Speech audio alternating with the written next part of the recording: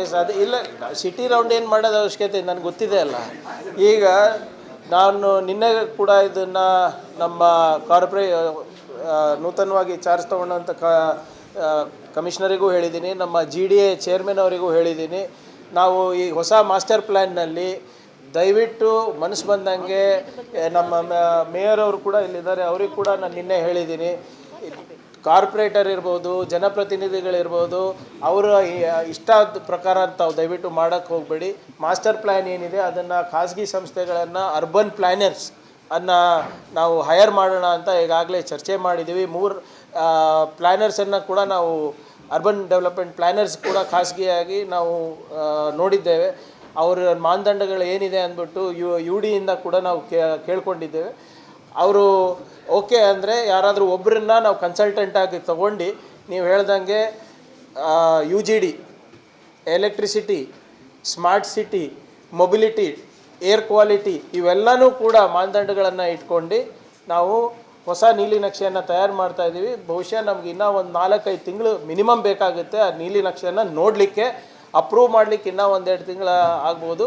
ಆದರೆ ನೀವು ಹೇಳ್ದಂಗೆ ರೋಡು ಮತ್ತು ಡ್ರೈನಿಗೆ ದುರಸ್ತಿಗೆ ಈಗಾಗಲೇ KKRDBಯಿಂದ 10 ಕೋಟಿ ರೂಪಾಯಿಯನ್ನು ನಾವು ಒದಗಿಸ್ಕೊಟ್ಟಿದ್ದೇವೆ. Rehabilitation and restoration of ಡ್ರೈನೇಜಿಗೆ.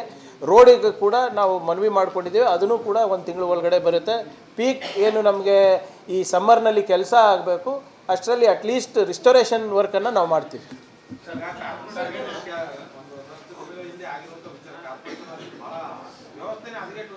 ಯಾವುದು ಯಾವ ವಿಚಾರದಲ್ಲಿ?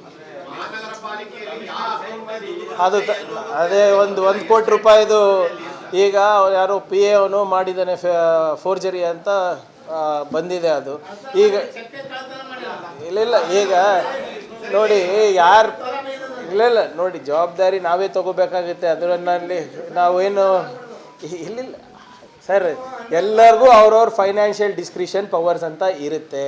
ಅವರು ಅಧಿಕಾರಿಗಳು ಜವಾಬ್ದಾರಿಯಿಂದ ನಡ್ಕೋಬೇಕಾಗ್ತದೆ. ಈಗ PDO ಹೇಗೆ ಚೆಕ್ ಸೈನ್ ಮಾಡ್ತಾನೆ, AW ಹೇಗೆ ಚೆಕ್ ಸೈನ್ ಮಾಡ್ತಾನೆ, ಕಮಿಷನರ್ ಹೇಗೆ ಚೆಕ್ ಸೈನ್ ಮಾಡ್ತಾನೆ, ಅವ್ರವ್ರ ಹತೋಟಿನಲ್ಲಿ ಅವ್ರವ್ರ ಮೇಲಧಿಕಾರಿಗಳು ಇಟ್ಕೋಬೇಕು. Yes, I agree sir. ಅದು ಲೋಪ ಆಗಿದೆ, ದೇರ್ ಈಸ್ ನೋ ಡಿಫೆಂಡಿಂಗ್.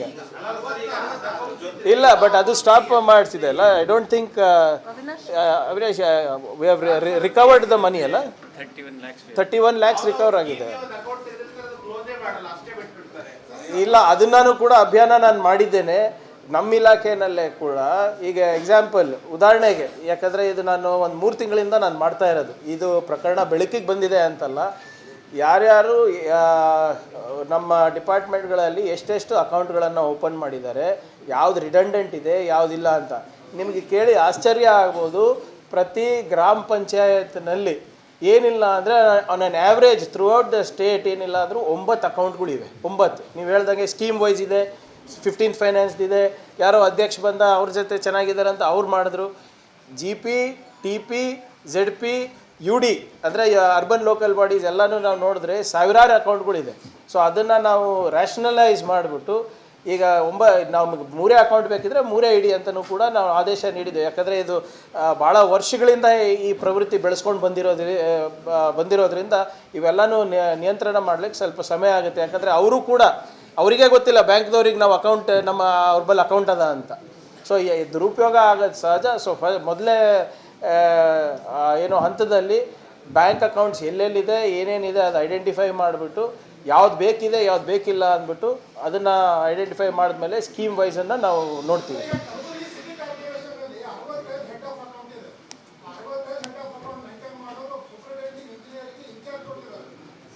ಯಾರಿಗೆ ಇನ್ಚಾರ್ಜ್ ಕೊಟ್ಟಿದ್ದೀರಿ?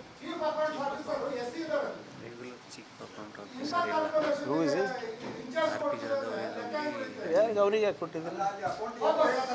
ಇಲ್ಲ, ಯಾರಿಗೆ ಕೊಟ್ಟಿದ್ದೀರಾ? ಯಾರು ಹೇಳಿದ್ದ?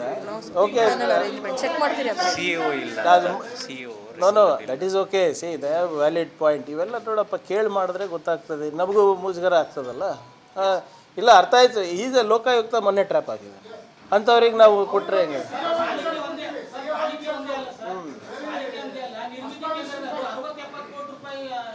ಯಾರಿದು? ಅದು ನನಗೆ ಗೊತ್ತಿರಲಿಲ್ಲ. ಜನರಲಿ ಇದೆಲ್ಲ ನಮಗೆ ಕೇಳಿ ಮಾಡೋದಿಲ್ಲ. We will take him out anyway. ಅವ್ರದ್ದೇನೋ ಸ್ವಲ್ಪ ಬೇರೆ ಬೇರೆದು ಬಂದಿದೆ ಅಲ್ಲ ಹೊರಗಡೆ, ಅದು ಕ್ಯಾಮ್ರಾ ಮುಂದೆ ಹೇಳೋದು ಬೇಡ. But I get your point sir. ಅದು ನಮ್ಮ ಕಡೆಯಿಂದ ಲೋಪ ಇದೆ. ಅದರಿಂದ ಕಾರ್ಪೊರೇಷನ್ ಕಡೆಯಿಂದ ಲೋಪ ಆಗಿದೆ. ದುರ್ದೈವ ಏನಪ್ಪ ಅಂದರೆ JE ಮಾಡೋ ತಪ್ಪಿಗೂ ಇವಾಗ ಮಂತ್ರಿಗಳೇ ಉತ್ತರ ಕೊಡೋಂಗೆ ಆಗಿದೆ.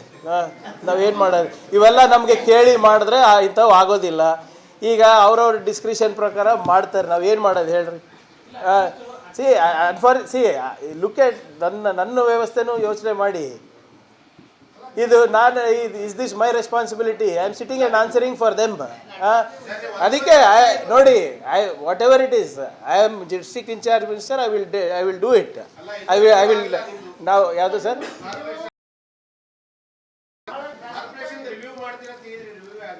ಎರಡು ಬಾರಿ ಆಗಿದೆ. ಎರಡು ಬಾರಿ ಇಲ್ಲಾಗಿದೆ. ಒಂದು ಬ್ಯಾಂಗ್ಳೂರ್ನಲ್ಲಿ ವಿತ್ ಆಲ್ ಸೆಕ್ರೆಟರೀಸ್ ಆಗಿದೆ. ಒಂದು L&T ನಾವು ಹೇಳ್ತೀವಲ್ಲ, ಕಮ್ಮಿ ಆಗ್ತಾ ಇದೆ ಅಷ್ಟೇ. I take your point Avadhani ಸಾಬ್. We hold your. Yes, smooth ಆಗೇನಿಲ್ಲ, ಇದೆ ಯಾವುದು ಸ್ಮೂತ್ ಆಗಿಲ್ಲ. ನೀವು ಡ್ರಾಸ್ಟಿಕ್ ಬಟ್ ಇದು ನೋಡಿ, ನಾನು ಹೇಳ್ದಂಗೆ unfortunately I am sitting and answering for the officials. This should not have happened. ಇದಾಗಿದೆ, ಅದನ್ನು ನಾನು ತಿದ್ಕೊತೀನಿ. ಯಾಕಂದರೆ ನಮ್ಗೆ ಕೇಳಿ ಮಾಡಿದರೆ ನನಗೆ ಗೊತ್ತಿದೆ ಅಲ್ಲ, ನಾನು ಹೇಳ್ತಾ ಇದ್ದೆ ಮಾಡಬೇಡಪ್ಪ ಅಂತ. ಅದೇ ಹಿಂದಿನ ಕಾರ್ಪೊರೇಷನ್ ಮಾಡಿದಾರೋ, ಈಗಾಗಿದ್ದಾರೋ, ಈಗಿಂದ ಅವ್ರು ಮಾಡಿದಾರೋ ಗೊತ್ತಿಲ್ಲ. V will take it out.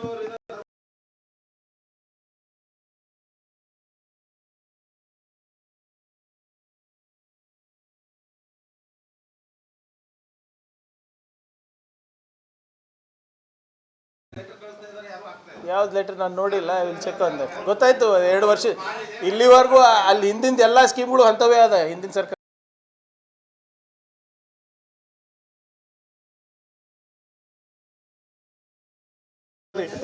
Okay, thank you. ಹೇಳಿ ಸರ್.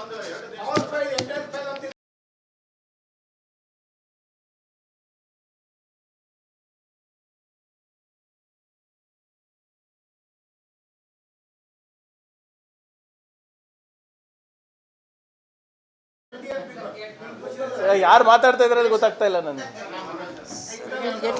ಇನ್ನೂ ಭಾಳ ಪ್ರೋಗ್ರಾಮ್ಸ್ ಫಾರೆನ್ ಜರ್ಮನಿ ಮತ್ತು ಸ್ಲೋವೇನಿಯಾ ಭಾಳ ಅದ್ಭುತವಾಗಿದೆ ಅಂತ ಹೇಳಿದ್ರು. ಟೋಕನ್ ನೋಡಿದ್ರು, ಫೋಟೋ ತೆಗೆಸ್ಕೊಂಡು. ಬಟ್ ಅದೇನಾಗಿದೆ ಮೇನ್ ಪ್ರಾಬ್ಲಮ್, ರೋಡ್ ಸರಿ ಇಲ್ಲ ಸರ್. ಈಗ ಬೀದರ್ ಕೋಟೆಗೆ ಬಂದ್ರೆ ಏನು ಮಾಡ್ತಾರೆ, ಈ ಥರ ನೋಡಿದ್ರೆ ಸೀದಾ ಮುಂದೆ ಬೇರೆ ಹಂಪಿ ಕಡೆ ನಾನು ಅದಕ್ಕೆ ಇವತ್ತು ತಾವು ನನ್ನ ಇವತ್ತು ಭಾಷಣ ಕೇಳಿದರೆ ಭಾಳ ಸ್ಪಷ್ಟವಾಗಿ ಪ್ರವಾಸೋದ್ಯಮವನ್ನು ನಾವು ಬೆಳೆಸಲಿಕ್ಕೆ ನಾವು ಪ್ರಾಮಾಣಿಕ ಪ್ರಯತ್ನ ಮಾಡ್ತಾಯಿದ್ದೀವಿ ಅಂತ ನಾನು ಹೇಳಿ ಈಗಾಗಲೇ 4 ಕಡೆ ಸನ್ನತಿ, ನಾಗಾವಿ, ನಿಮ್ಮ ಸೂರ್ಯನಾರಾಯಣ ಟೆಂಪಲ್ ಚಿಂಚೋಳಿ ಮತ್ತು ಮಲ್ಕೇಡ್ ಫೋರ್ಟಿಗೆ ನಾವು ಸುಮಾರು 50ರಿಂದ 60 ಕೋಟಿ ರೂಪಾಯಿಯನ್ನು ನಾವು ಆಗಲೇ DPR ಮಾಡಿಸಿ ದುಡ್ಡು ಕೂಡ ನಾವು ಆರ್ಕಿಯಾಲಜಿ ಡಿಪಾರ್ಟ್ಮೆಂಟಿಗೆ ಕೊಟ್ಟಿದ್ದೀವಿ. ಅವರು ಮೊನ್ನೆ ನಡೆದಂಥ ಬೆಂಗಳೂರಿನಲ್ಲಿ ಸಭೆ ನಡೆದ ಸಂದರ್ಭದಲ್ಲಿ 2-3 ಜನ ಕನ್ಸಲ್ಟೆಂಟ್ಸನ್ನು, ಪ್ರಾಜೆಕ್ಟ್ ಮ್ಯಾನೇಜ್ಮೆಂಟ್ ಕನ್ಸಲ್ಟೆಂಟ್ಸ್ನ ಐಡೆಂಟಿಫೈ ಮಾಡಿ ಅವ್ರವ್ರ ಪ್ರೆಸೆಂಟೇಷನನ್ನು ಕೊಟ್ಟಿದ್ದಾರೆ. ಬಹುಶಃ ಇನ್ನು 1 ತಿಂಗಳು ಒಳಗಡೆ ಪ್ರಾಜೆಕ್ಟ್ ಮ್ಯಾನೇಜ್ಮೆಂಟ್ ಕನ್ಸಲ್ಟೆಂಟ್ಸ್ ಬರ್ತಾರೆ. ಕಲಬುರ್ಗಿ ಕೋಟೆದು ಕೂಡ ನಾನು DPR ಮಾಡಲಿಕ್ಕೆ ಅವ್ರಿಗಾಗಲೇ ಹೇಳಿದ್ದೀನಿ. ಅಲ್ಲಿನ ಇಲ್ಲ 1 ನಿಮಿಷ ಸರ್, ಅಣ್ಣ 1 ನಿಮಿಷ ಮುಗಿಸ್ಬಿಡ್ತೀನಿ. ಅದಾದಮೇಲೆ ನೀವು ನಿಮ್ಮ ಎಲ್ಲ ಪ್ರಶ್ನೆಗಳಿಗೂ ಇದರಲ್ಲೇ ಉತ್ತರ ಇದೆ. ಅದು ಬಿಟ್ಟು ಏನಾದರೂ ಇದ್ರೂ ನಾನು ಉತ್ತರ ಕೊಡ್ತೀನಿ. ಈ ಕಲಬುರ್ಗಿ ಕೋಟೆದು ಕೂಡ ನಾನು DPR ಮಾಡಲಿಕ್ಕೆ ಹೇಳಿದ್ದೀನಿ. ಮತ್ತು ಈಗಾಗಲೇ ನೀವು ಹೇಳ್ದಂಗೆ ಕೋರ್ಟ್ ಆದೇಶದ ಪ್ರಕಾರ ಅಲ್ಲಿ ತೆರವು ಮಾಡಬೇಕು ಅಂತ ಕೂಡ ಹೇಳಿದ್ದಾರೆ.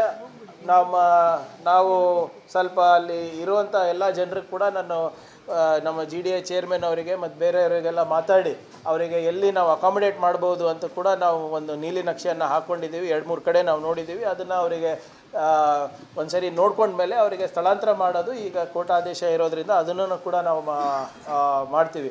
ಸೊ ನಿಮ್ಮ ಕೋಟೆ ಇರ್ಬೋದು ಮತ್ತು ನಿಮ್ಮ ಅಲ್ಲಿರುವಂಥ ಮಸ್ಜಿದ್ ಇರ್ಬೋದು, ಅದ್ರದ್ದು ಡೆವಲಪ್ಮೆಂಟಿಗೂ ನಾವು DPR ಮಾಡಿಸ್ತಾ ಇದ್ದೀವಿ.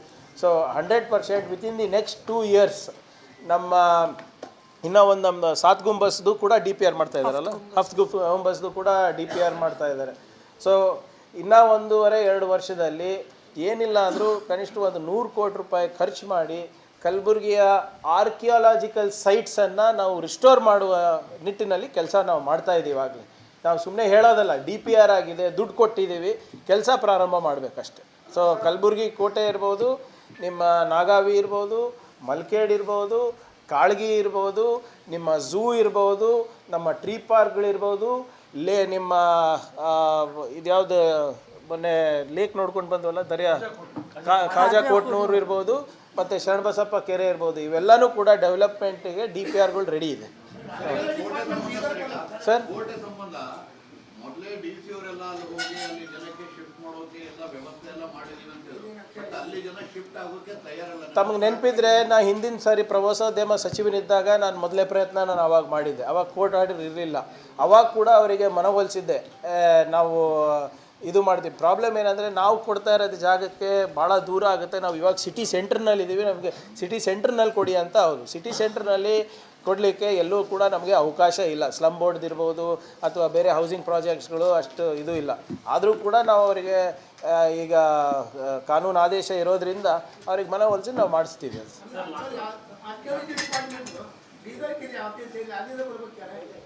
ಆರ್ಕಿಯಾಲಜಿ ಎಲ್ಲಿದ್ರೆ ಏನಾಯ್ತು ಸರ್? ನಮ್ಮದು ಇಲ್ಲ, ನಮ್ಮದು they have to contact Hubli sir, not here. Hubli Hampi ಸರ್ಕಲ್ದೊಂದಿದೆ, ಹುಬ್ಳಿದೊಂದಿದೆ. ನಮ್ಮ ಜಿಲ್ಲೆಯ ಇಬ್ಬರಿಗೆ ರಾಷ್ಟ್ರ ಮಟ್ಟದ ಪ್ರಶಸ್ತಿ ಸಿಕ್ಕಿರಂತ ಒಂದು ಪದ್ಮಶ್ರೀ ಅವಾರ್ಡ್ ಭಾರತ ಚುನಾವಣಾ ಆಯೋಗದಿಂದ DC ಮೇಡಮ್ ಈಗ ಇಲ್ಲ, ಡಾಕ್ಟರ್ ವಿಜಯಲಕ್ಷ್ಮಿ ಅವರ ಸೇವೆ ಅದ್ಭುತವಾಗಿದೆ. ಅವರು ಭಾಳ ವರ್ಷದಿಂದ ಕೂಡ ನಮ್ಮ ಜಿಲ್ಲೆಯಲ್ಲಿ ಹಲವಾರು ಜನರಿಗೆ ಎಸ್ಪೆಷಲಿ ಕ್ಯಾನ್ಸರ್ ಇದರಲ್ಲಿ ಅವರು ಮಾರ್ಗದರ್ಶನ ಮಾಡಿದ್ದಾರೆ. ಅವರು ಆನ್ಕಾಲಜಿಸ್ಟ್ ಆಗಿರೋದ್ರಿಂದ ಭಾಳಷ್ಟು ಜನರಿಗೆ ಸಹಾಯ ಮಾಡಿದ್ದಾರೆ. ಇನ್ಫ್ಯಾಕ್ಟ್ ನಾವು ಕೂಡ ಹಲವಾರು ಬಾರಿ ಅವ್ರ ಜೊತೆ ಚರ್ಚೆ ಮಾಡಿದಾಗ ನಮಗೂ ಹೆಮ್ಮೆ.